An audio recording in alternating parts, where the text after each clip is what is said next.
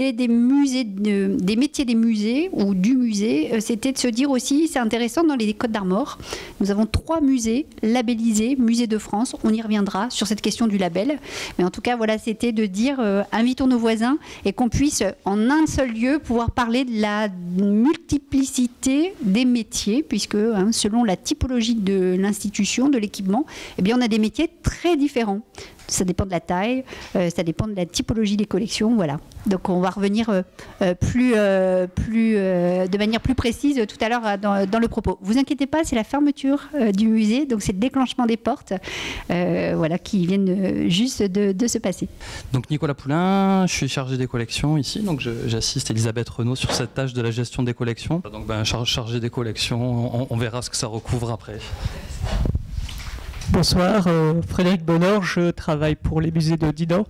Je suis responsable des musées municipaux. Les musées municipaux à Dinan, en fait, représentent 2 musées, à la fois le musée de Dinan, qui porte l'appellation Musée de France, dont on parlait à l'instant, et le musée Yvonne Johaffen, qui se trouve sur le port de Dinan.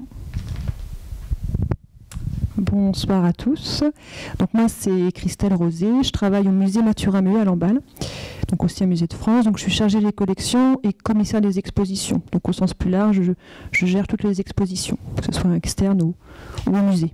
Alors peut-être sur le 18 mai, c'est une date, je l'avais dit à Julie et à Emmanuel, c'était quand même pas rien. Le 18 mai, aujourd'hui, c'est la journée internationale des musées, donc placée sous l'enseigne de l'ICOM, l'Institut des Conseils of Museum.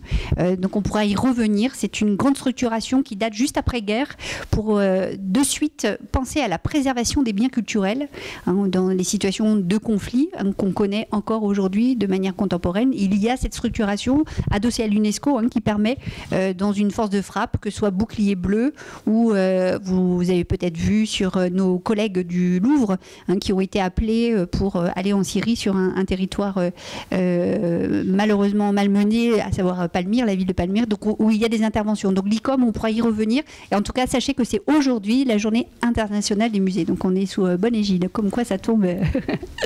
Alors une présentation de parcours rapide. Je pense que c'était un petit peu l'idée aussi de rentrer sur quelque chose de très personnel, donc de vous dire un peu comment on construit un cheminement et un parcours professionnel. Bien sûr, il y a la filière concours et on va y revenir si c'est ce qui vous intéresse. Tout à l'heure, on posera la question peut-être de vos attentes par rapport à ce type de rencontre. Alors, si on rapidement vous donner un parcours, moi je suis un pur produit de l'Université Rennes 2, donc avec un cursus en histoire de l'art pour débuter, et puis très vite l'envie de me spécialiser, d'avoir quelque chose de concret dans mon cursus universitaire. Et donc c'est ce qu'on appelle aujourd'hui, dans le cadre de la réforme universitaire, c'est ce qu'on appelle un niveau master. Du coup, à l'époque, c'était une maîtrise des sciences et techniques, spécialité, avec une spécialité des métiers de l'exposition. Donc d'avoir toutes ces réflexions sur comment raconter une histoire avant tout, avec ce format et ce médium qu'est l'exposition. Donc un cursus fait à l'Université Rennes 2, Christelle y reviendra, puisque nous sommes passés par la même formation, avec une première année où on récupère un niveau en histoire. On avait double cursus, histoire de l'art, pour ceux qui n'avaient pas fait parcours histoire de l'art. Et puis, avec une deuxième année, vraiment sur cette notion de gestion de projet, on y reviendra, sur cette notion de gestionnaire, puisqu'on est des gestionnaires de projets, nous tous, dans nos quotidiens, me semble-t-il. Et ça, c'est vraiment important. Et du coup, la deuxième année de formation était un portage d'un projet d'exposition de A à Z, c'est-à-dire de la recherche de financement, puisque nous étions structurés en association, les étudiants. Recherche de financement, les demandes aux différentes institutions, aux différentes collectivités territoriales. Et la thématique pour l'année, mon année, en tout cas celle que j'ai suivie, c'était sur le fonds cinématographique de la Cinémathèque de Bretagne. Donc un fonds collecté depuis les années 85 sur le cinéma à l'amateur. Question de fond, comment est-ce qu'on expose le cinéma ? Grande question, vaste question. Donc voilà, ça nous a occupé pendant 9 mois. Voilà, pour une présentation in situ à Brest, à la Cinémathèque de Bretagne. Et ensuite, à la sortie de cette formation, nous étions encore chanceux de trouver des missions de remplacement, que ce soit de collègues en musée à la faveur de l'arrivée d'un nouveau-né, donc des congés maternité. On avait quelques missions comme ça, ou sur des commissariats d'expo, moi j'ai pu répondre à plusieurs annonces de commissariats d'expo, notamment pour la ville de Fougères. On est dans le cas typique de Monsieur Faucheux, Monsieur le maire de Fougères, a le souhait de valoriser un artiste local, à savoir Louis Garin. Il lui a toujours promis, le jeudi après-midi, il avait cours de philosophie avec lui, il lui avait toujours promis, si un jour je deviens maire, je ferai une exposition. Donc voilà, chose faite. Donc un projet de A à Z, avec sous l'égide du Musée des Beaux-Arts de Rennes, puisque c'est le Musée des Beaux-Arts de Rennes qui était en coordination scientifique sur ce projet. Multiples projets, je donne l'exemple de celui-ci, des études de public pour le nouvel équipement culturel, ce qu'on appelle aujourd'hui les champs libres à Rennes, de voir un petit peu en termes de stratégie, de strates de public, quelles strates de public ils allaient pouvoir intéresser et accueillir. Et puis des expériences plutôt dans le domaine du patrimoine, et dont une qui a été significative dans mon parcours, puisque j'y suis restée 8 ans, toujours dans cette notion de projet, de réfléchir à un niveau de ville. On était sur une ville de 15 000 habitants. Comment on peut traiter le patrimoine, et de manière transversale, c'est-à-dire essayer de travailler les services techniques, les services culturels, et d'englober cette notion de patrimoine pour en faire à la fois des ateliers avec des classes, mais à la fois de la rénovation. On a fait de la rénovation de bâtis. Ça a été très très vaste, d'églises également. Et puis très vite, l'envie de revenir dans les musées m'a re-questionné. Voilà, et je suis arrivée à Saint-Brieuc en septembre 2010 à la direction de ce musée.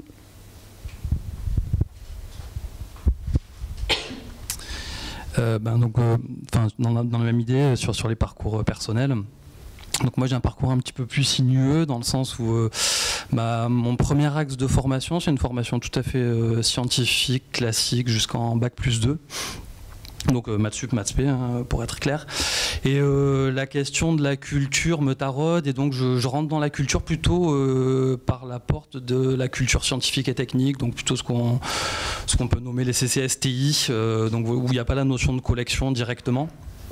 Donc je décide de me réorienter à ce moment-là vers des formations professionnelles, et ça du coup je pense que c'est quelque chose qu'on va retrouver, d'avoir chaque fois un master pro. Donc moi c'est pas celui de Rennes mais celui de Mulhouse, donc pareil on a 2 années de formation extrêmement technique à la gestion de projet, gestion de collection, ce que sont les structures culturelles. Pendant cette spécialisation technique, moi je découvre là de manière assez sensible ce qu'est l'anthropologie. Et je décide du coup de refaire un bout de spécialisation en anthropologie après ce master. Et du coup en termes de coordination de ma formation, on va retrouver donc ce premier pilier technique, un deuxième pilier qui est un pilier de sciences humaines. Donc là où on va avoir à des endroits de l'histoire de l'art, de l'histoire. Donc moi du coup ce deuxième pilier c'est de l'anthropologie.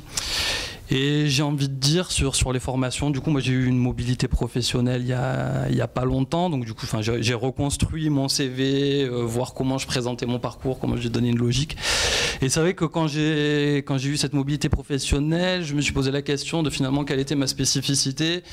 Et en termes de formation, ça m'amène à poser la question de cette 5e patte qu'on peut se construire, et qui actuellement dans les filières culturelles qui deviennent extrêmement tendues en termes de recrutement, cette question de la 5e patte, pour moi elle devient primordiale, quoi. Et du coup moi c'est là où je reviens sur mon parcours scientifique de départ, ce qui me donne des cartes ou en tout cas des outils pour maîtriser la question du numérique, et donc du coup qui est importante aujourd'hui dans le musée ou dans les structures culturelles. Donc j'ai ce parcours qui est trois piliers, un pilier de formation technique de base, un pilier de sciences humaines, et un pilier qui est la 5e patte, que j'appelle chacun à réfléchir ou à construire en tout cas.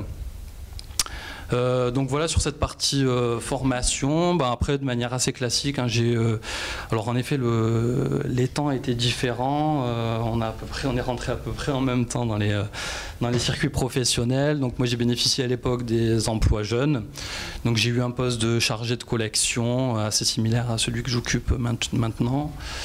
Les concours, la fonction publique, et puis derrière une mobilité professionnelle. Donc voilà, c'est assez classique après en termes de parcours professionnel.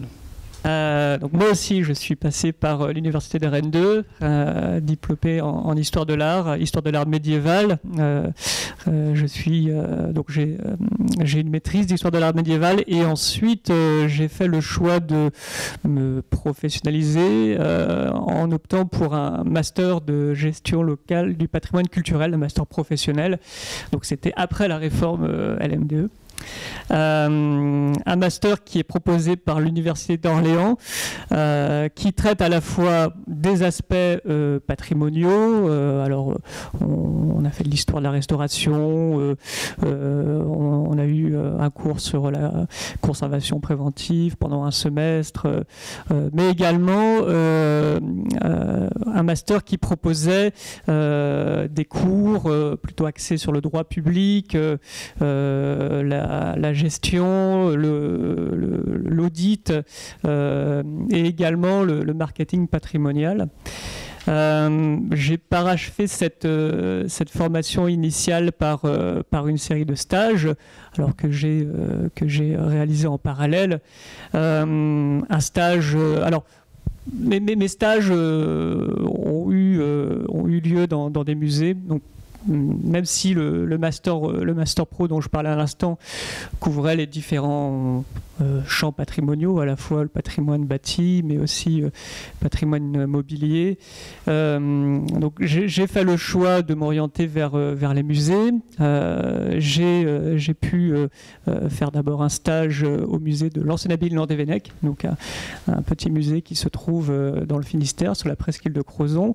J'ai eu aussi l'occasion de partir à l'étranger, alors d'abord via une bourse Erasmus en Espagne, où j'ai réalisé un second stage dans un musée. Pour les gens qui connaissent l'Espagne, j'étais à Léon, et donc c'était au musée de la collégiale royale de Léon.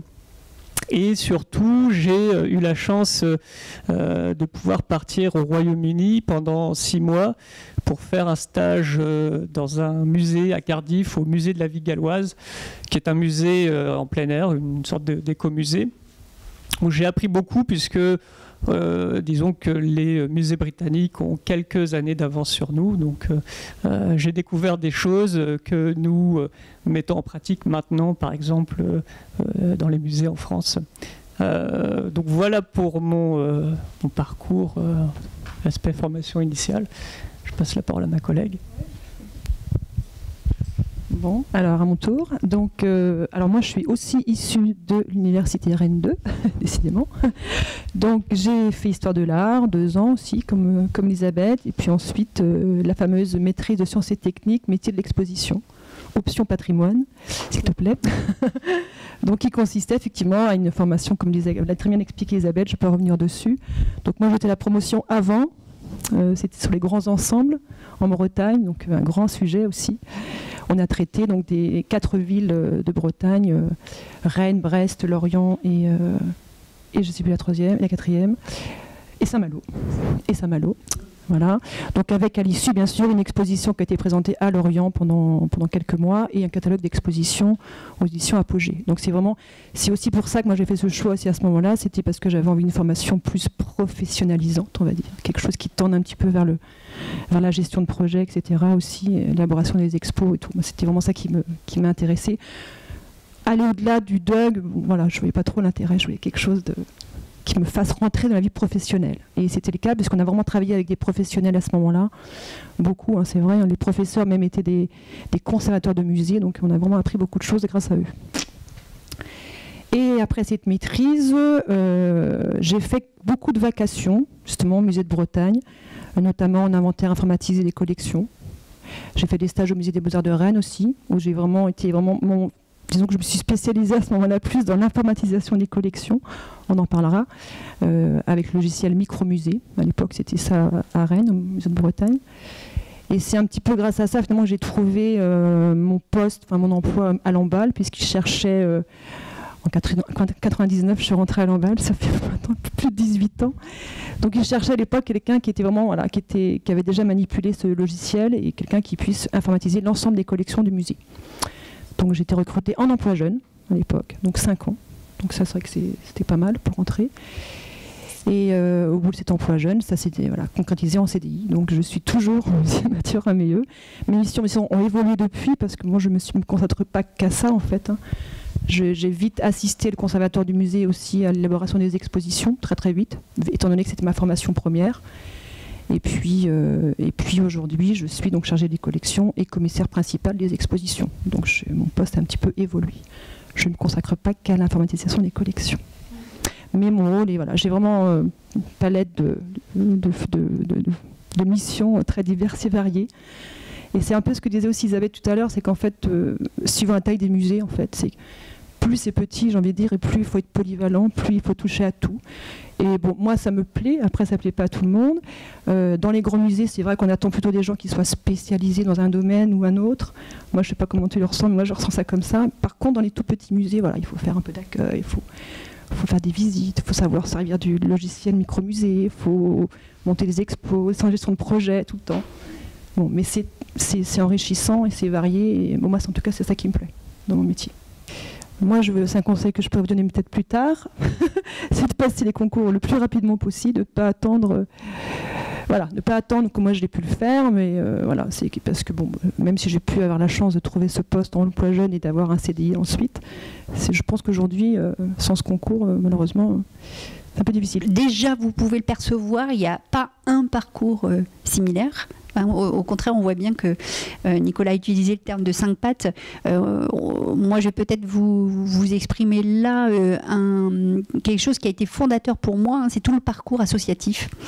Quand on fait l'évaluation, quand on est dans un cadre de reconversion professionnelle, lorsqu'on doit mettre sur papier un petit peu les compétences à faire valoir, on a des compétences de gestionnaire dès lors qu'on est dans un bureau d'association, sur un poste de trésorier, etc.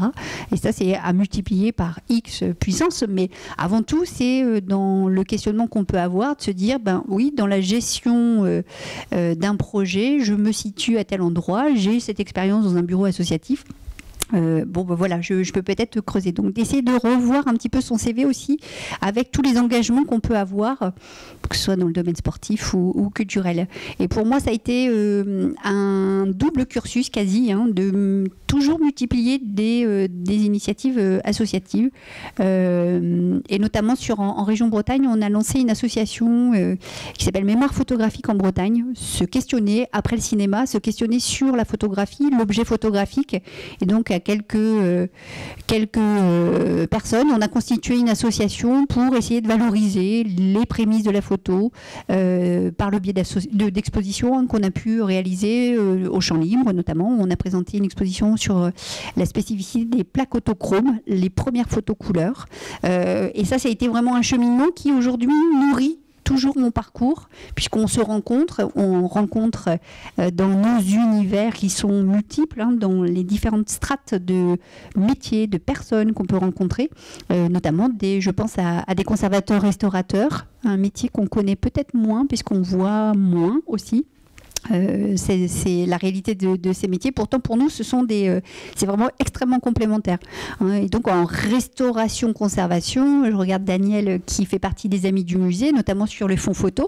C'est un nom qu'on connaît, c'est Gwenola Furic qui intervient. Gwenola, on a été membre fondateur de cette association. Voilà, on voit comment ça peut venir nourrir un parcours et puis aujourd'hui sur de la gestion propre d'établissement. Donc ça, il me semble que c'est vraiment important, quel que soit tout au long de la vie, tout au long de la formation.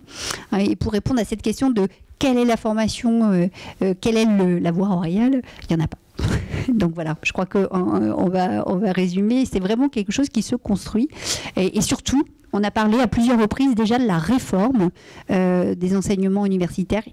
A priori, il y a à nouveau là des re-questionnements sur les maquettes de master, notamment sur les master 2.